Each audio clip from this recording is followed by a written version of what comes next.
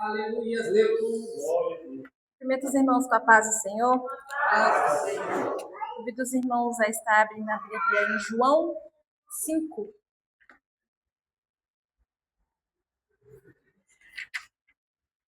Obrigado, Deus. Glória a Deus, aleluia.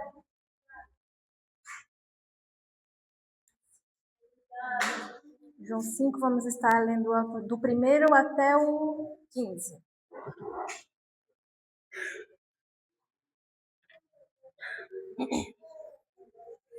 Deus da verdade. Amém? Aleluia. Vamos estar lendo. A minha tradução é um pouco diferente da dos irmãos, mas podem seguir a daqui também. Algum tempo depois, Jesus subiu a Jerusalém para uma festa dos judeus. Há em Jerusalém, perto da Porta das Ovelhas, um tanque que em aramaico é chamado Betesda, tendo 5 entradas em volta. Ali costumava ficar grande número de pessoas doentes e inválidas, cegos, mancos e paralíticos. Eles esperavam um movimento nas águas.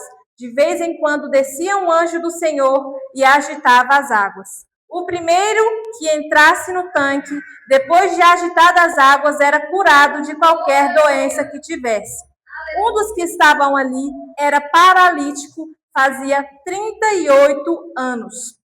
Quando o viu deitado e soube que ele vivia naquele estado durante tanto tempo, Jesus lhe perguntou: "Você quer ser curado?" Disse o paralítico: "Senhor, não tenho ninguém que me ajude a entrar no tanque quando a água é agitada. Quando estou tentando entrar, outro chega antes de mim." Então Jesus lhe disse: "Levanta-se, pegue a sua cama e ande." Imediatamente o homem ficou curado. Pegou a maca e começou a andar. Isso aconteceu num sábado, e por essa razão os judeus disseram ao homem que havia sido curado: "Hoje é sábado, não lhe é permitido carregar a maca." Mas ele respondeu: "O homem que me curou me disse: pegue a sua maca e ande." Então lhe perguntaram: "Quem é este homem que lhe mandou pegar a maca e andar?" O homem que fora curado não tinha ideia de quem ele era, pois Jesus havia desaparecido no meio da multidão. Mais tarde, Jesus o encontrou no templo e lhe disse: "Olhe, você está curado. Não volte a pecar, para que algo pior não lhe aconteça."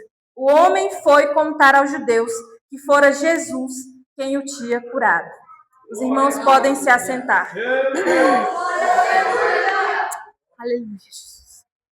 Essa passagem é uma passagem bastante conhecida. Os irmãos todos conhecem, já ouviram falar do paralítico, do tanque de Betesda.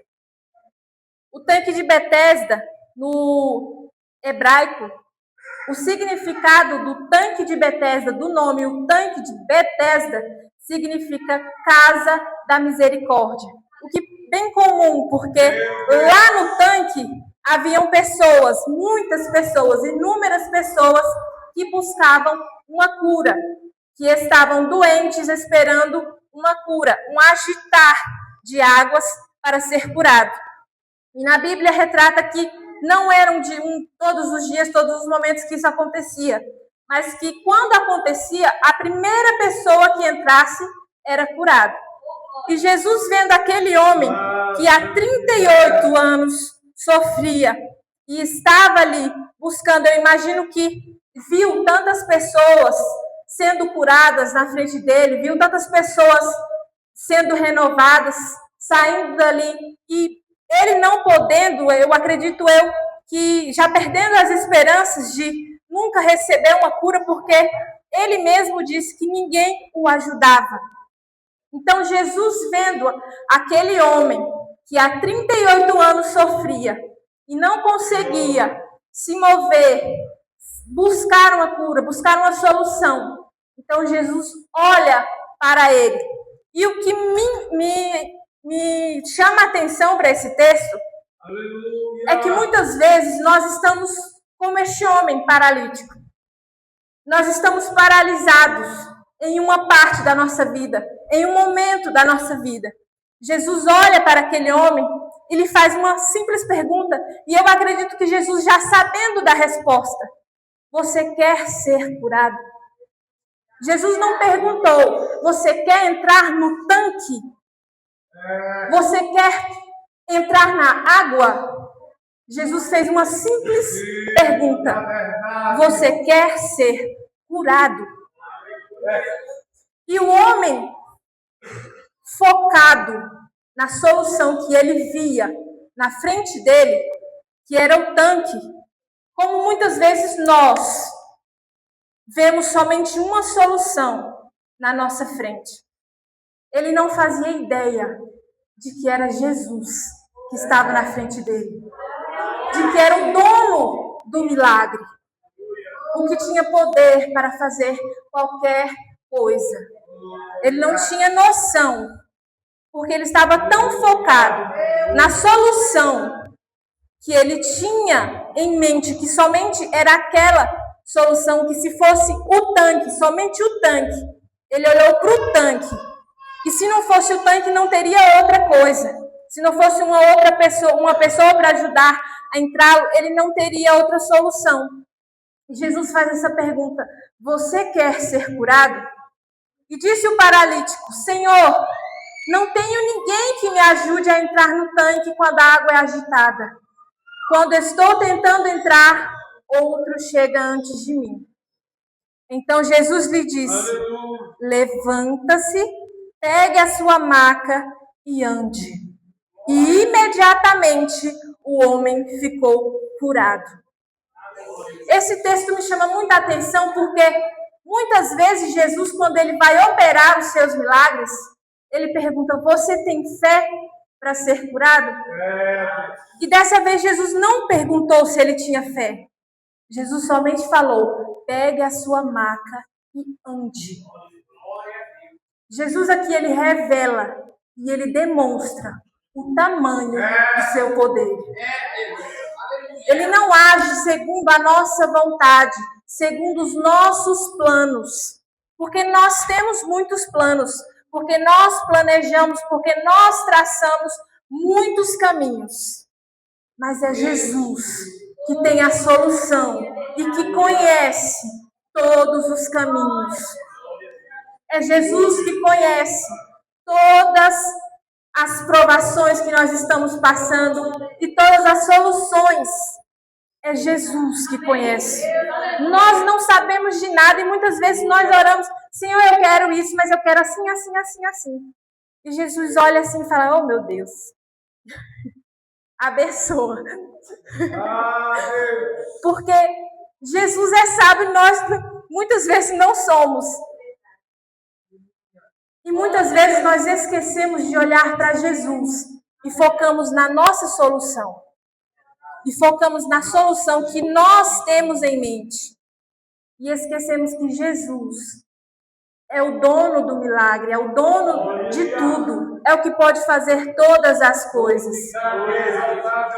Jesus não perguntou se ele queria que entrasse no tanque, porque ele podia simplesmente parar as pessoas ou usar alguém para colocar ele no tanque, mas Jesus queria mostrar o seu poder e mostrar que não é segundo a nossa vontade, mas é a vontade dele que prevalece sempre. Jesus, ele demonstra o seu poder de uma forma maravilhosa. E o homem levanta e anda. E muitas vezes, Jesus operou aqueles milagres nos sábados.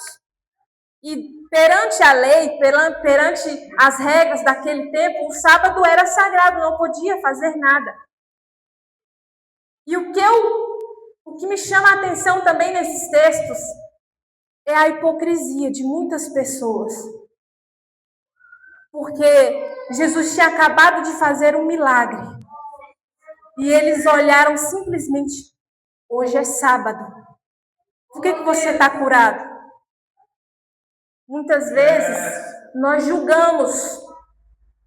Muitas vezes nós olhamos, focamos tanto em uma coisa religiosa, tanto numa lei, numa coisa acima de Jesus, acima da palavra de Deus. E muitas vezes acabamos pecando, porque vale mais uma alma, porque vale mais uma pessoa livre. Aquele homem sofria há 38 anos, e eles, vendo aquela situação, só lembraram: hoje é sábado, por que você está caminhando, menino? Vai deitar ali de novo. Hoje é sábado. E muitas vezes nós fechamos os nossos olhos e olhamos: eu não posso fazer isso, você não pode fazer isso, porque é assim, assim, assim. Regras. Mas Jesus, ele ia contra, porque ele sabia a necessidade, ele conhece a necessidade de cada um. E nem sempre Jesus age da maneira que desejamos. Jesus, ele age conforme a sua vontade. E quando nós ficamos presos naquilo que nós planejamos, nós acabamos tampando nossos olhos, nós acabamos não vendo, não reconhecendo Jesus. Nós acabamos ficando cegos. Nós acabamos ficando cegos e querendo viver a nossa vontade. Porque se não for do nosso jeito, é como o irmão Cauã falou aqui, nós temos que aprender a fazer essa oração. É difícil, mas nós temos que aprender a orar: Senhor, seja feita a tua vontade, porque a vontade dele é a melhor, porque Deus sabe o que é melhor para cada um de nós. Nós não temos ideia do que nos espera na frente. Deus sabe de todas as coisas. E quando criamos um plano com tanta clareza, nós acabamos depositando a esperança não em Jesus, mas em uma solução. Aquele homem depositou, o pensamento dele, depositou a fé dele no tanque e esqueceu de que Jesus era a própria solução para a vida dele. Deus é perfeito e sabe agir da melhor forma. E a maneira de Deus agir sempre será melhor do que a nossa. Quando o que planejamos dá errado, nós já decretamos que não tem solução e já pensamos em desistir. Eu acredito que aquele homem, por tanto tempo esperando por um milagre, já tinha desistido, estava ali simplesmente por estar. Já tinha desistido do milagre dele. Mas Jesus olha para nós e ele vê a solução. Nós só precisamos abrir os olhos e enxergar quem é Jesus na nossa vida. E enxergar que Jesus é o dono do milagre. Nem todos vão reconhecer os planos de Deus em nossa vida. Porque aquele homem, mesmo curado, encontrou muitas pessoas que questionaram o milagre que Jesus tinha acabado de fazer, por simplesmente ser um dia que não poderia ser normal, um milagre. Mas Jesus, ele não age conforme a nossa vontade. Jesus, ele age conforme a sua vontade, porque ele sabe o que é melhor para cada um de nós. E se os irmãos ficaram atentos durante o culto, todas as oportunidades falaram um pouco disso. O irmão Cauã trouxe sobre a oração, que nós temos que orar pedindo para que Deus possa fazer a vontade dele. A irmã Camila louvou um hino maravilhoso. Sem a presença de Deus, nós não somos nada. Nós não podemos fazer nada. Sem a presença de Jesus, sem o Espírito Santo nos guiando, nos mostrando a direção, nós nada podemos fazer. E não vamos fechar os nossos olhos para um irmão que às vezes está passando por uma dificuldade. Poderia simplesmente alguém naquele tanque levantar ele e colocar na água, mas não, eles estavam preocupados nele, na cura deles. E muitas vezes nós fechamos os nossos olhos para os nossos problemas e esquecemos que tem alguém pior do nosso lado. Esquecemos que tem alguém que precisa simplesmente que peguemos as mãos e ajude a levantar. Nós fechamos os nossos olhos e olhando somente para o nosso problema. Ah, Jesus tem que me ajudar primeiro, porque eu estou passando por isso, isso e isso. Como que eu vou ajudar o meu irmão se eu estou passando por isso? E nós temos que entender que é ajudando o próximo que nós vamos ser ajudados. Que é fazendo a obra do Senhor que Deus vai abrir caminhos para os nossos problemas serem solucionados. Nós temos que entender que a igreja é uma unidade. Nós somos uma família. E uma vez eu estava estudando para um culto de crianças e eu guardei uma passagem que eu estava estudando, que era sobre a árvore, né? E as árvores nas florestas, as árvores que crescem juntas são as que mais se fortalecem. Aquelas maiores árvores das florestas são as que mais permanecem firmes. Porque as raízes, quando vão crescendo, elas vão se entrelaçando umas nas outras. E conforme a tempestade, os ventos vêm passando, uma segura a outra, uma fortalece a outra. Então, não podemos ser diferentes. Nós temos que crescer e nos aprofundar juntos. Porque é um levantando o outro, é um fortalecendo o outro. Uma árvore, se estiver sozinha, passar por uma tempestade, ela vai cair. Mas se ela tiver alguém do lado segurando, crescendo junto, ela vai permanecer. E nós temos que nos ajudar, nós temos que olhar para o irmão e falar, não, eu te ajudo a levantar. Eu te ajudo você a buscar mais. Eu te ajudo a orar. Nós temos que nos fortalecer, irmãos. Porque sozinhos nós não vamos conseguir. Sozinho ninguém consegue fazer nada. Foi por isso que Jesus deixou as outras pessoas, para que nós possamos nos firmar e crescer juntos na presença dele. Porque tudo que Deus faz tem um propósito. Tudo que Deus cria tem um propósito. Então nós temos que ter um entendimento de que não estamos aqui simplesmente por estar. Nós estamos aqui para fazer a vontade de Deus. E que nós não venhamos fechar os nossos olhos e focar nas nossas soluções, mas que nós venhamos passar a abrir os nossos olhos e enxergar que Jesus está na nossa frente, simplesmente perguntando se nós queremos ser curados. E que nós não venhamos entregar soluções para Jesus, porque Ele já tem a solução na mão dele. Que nós não venhamos caminhar segundo a nossa vontade, mas que nós venhamos entregar tudo nas mãos de Deus, que pode resolver todas as coisas. E eu quero continuar aqui sobre a perseguição, porque depois desses milagres que Jesus operou, ele começou a ser perseguido. Porque a maioria, como eu falei, dos milagres de Jesus aconteceu nos sábados e era um dos motivos deles começarem a perseguir Jesus. Mas Jesus, lá no capítulo 19, no versículo 19, vai falar assim: Jesus lhe deu esta resposta: eu lhe digo verdadeiramente que o filho não pode fazer nada de si mesmo, só pode fazer o que vê o pai fazer. Porque o que o pai faz, o filho também faz. Pois o pai ama o filho e lhe mostra tudo o que faz. Sim, para a admiração de vocês, ele mostrará obras ainda maiores do que estas. Pois da mesma forma que o Pai ressuscita os mortos e lhes dá vida, o Filho também dá vida a quem Ele quer. Jesus dá vida a quem Ele quer.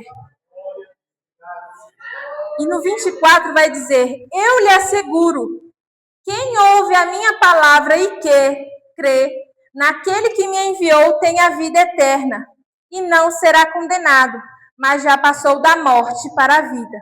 Eu lhes afirmo que está chegando a hora, e já chegou, em que os mortos ouvirão a voz do Filho de Deus. Aqueles que a ouvirem viverão. Pois da mesma forma como o Pai tem vida em si mesmo, ele concedeu ao Filho ter vida em si mesmo e deu-lhes autoridade para julgar, porque é filho do homem. Não fiquem admirados com isso, pois está chegando a hora em que todos os que estiverem nos túmulos ouvirão a sua voz e sairão. Os que fizerem o bem ressuscitarão para a vida, e os que fizeram o mal ressuscitarão para serem condenados. Isso aqui é forte, irmãos. Nós não podemos viver de uma maneira como se fosse normal estar aqui na Terra, porque nós não fomos criados para cá, para ficarmos aqui. E muitas vezes nós nos acomodamos, buscamos tantas coisas terrenas, ficamos focados em tantas coisas aqui da Terra, que esquecemos que Deus tem um propósito maior para nós. E nós não podemos nos enganar. E quem negar o Filho, estará negando o Pai. Não tem como chegar no Pai sem passar pelo Filho. Sem se render ao seu Filho. E muitas pessoas estão fechando os olhos. Muitas pessoas estão se achando que é brincadeira, que é modinha ser crente. Virou modinha. Ah, eu sou crente. Todo mundo é crente, irmãos. Todo mundo crê em alguma coisa. Mas Deus, ele procura verdadeiros adoradores. Que o adorem em espírito e em verdade. Obrigado, Jesus. Deus, ele é maravilhoso e ele tem o melhor para nós. Mas nós também temos que fazer a nossa parte. Nós também temos que buscar. Porque não é somente estar aqui nos cultos aos domingos, não é somente dobrar o joelho e ficar esperando um milagre acontecer. Nós temos que buscar, nós temos que clamar. Clamar é diferente. Clamar com todas as forças. Irmãos, não é tempo de brincar. Não é tempo de brincar de ser crente. Não é tempo de brincar de servir a Deus. É sério. Ser cristão é coisa séria. E o que Deus nos entregou para fazer é sério. Estar aqui falando para vocês é uma responsabilidade enorme. Eu vim tremendo hoje. Eu vim tremendo. Passei o dia todo revisando a palavra, porque eu fico um tempo sem ministrar e eu já fico mais... Mas Deus, ele é que nos fortalece.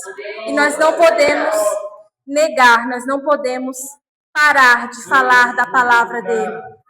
E que nós venhamos nos fortalecer a cada dia.